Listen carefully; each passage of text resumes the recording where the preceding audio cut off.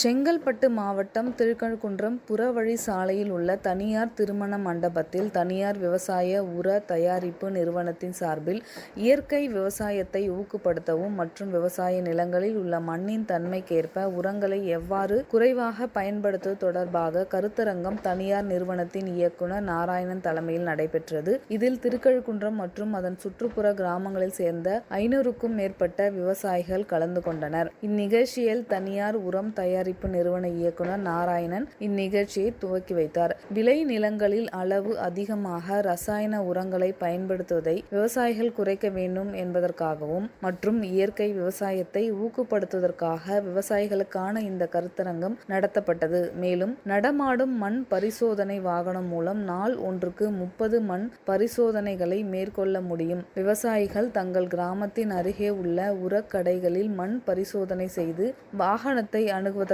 தொலைபேசி எண்ணும் வழங்கப்பட்டுள்ளது.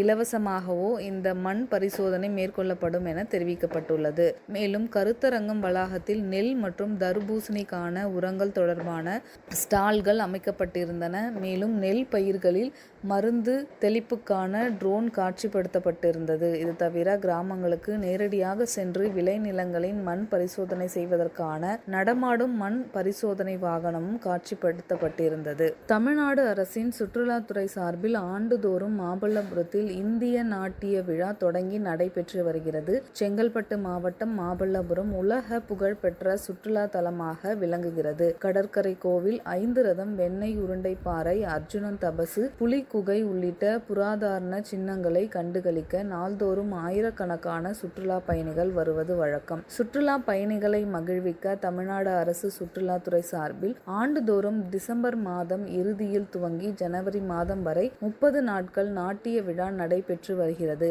இவ்விழாவில் தமிழ்நாடு, கேரளா, ஆந்திரா, கர்நாடகா, ஒரிசா உள்ளிட்ட பல்வேறு மாநிலங்களிலிருந்து நாட்டிய கலைஞர்கள் பங்கு பெற்று பரதநாட்டியம், ஒடிசி, கதகளி, குச்சிப்புடி, மயிலாட்டம், கரகாட்டம், ஒயிலாட்டம் உள்ளிட்ட கலை நிகழ்ச்சிகள் கடற்கரை கோவில் அருகே உள்ள வளாகத்தில் மாலை 5 மணி முதல் இரவு 9 மணி வரை நடைபெற்று வருகிறது. இந்நிகழ்ச்சியை காண உள்ளூர் மற்றும் வெளி மாநிலங்கள், வெளிநாடுகளிலிருந்து ஆயிரக்கணக்கான சுற்றுலா பயணிகள் கலந்து கொண்டு கலை நிகழ்ச்சியை கண்டு ரசித்து வருகின்றனர். சென்னை அடுத்த மாம்பாக்கத்தில் SBIOA ஒற்றுமை வளாக நூலகம் திறப்பு மற்றும் மணமகிழ் மன்றம் தொடக்க விழா நடைபெற்றது. நிகழ்ச்சியில் பங்கேற்ற முன்னாள் தமிழ்நாடு தலைமைச் செயலாளர் வே. இறையன்பு IAS நூலகத்தை திறந்து வைத்து மணமகிழ் மன்றத்தையும் துவக்கி வைத்தார். பெரும்பாலும் பூங்காவிற்கு செல்பவர்கள் காலை மாலையில் அதிகமானோர் நேரம் செலவிடுகின்றனர். காரணம், வீடுகளில் முடங்கி கிடக்க முடியவில்லை எனவும் பேசுவதற்கு ஆள் இல்லை என்கின்ற தற்பொழுது நிலை ஏற்பட்டுள்ளது. பிள்ளைகள் நாம் பிள்ளைகளாக இருந்தாலும் தலைமுறை